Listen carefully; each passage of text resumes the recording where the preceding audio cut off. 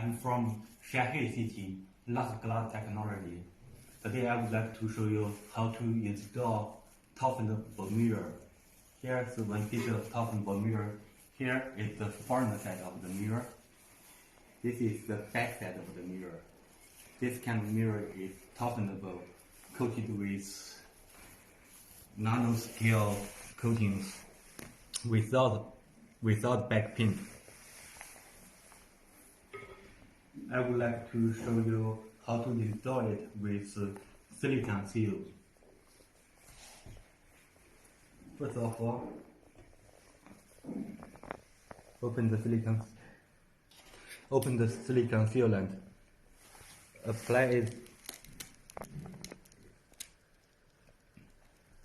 into your wall or MDF wood or like this one.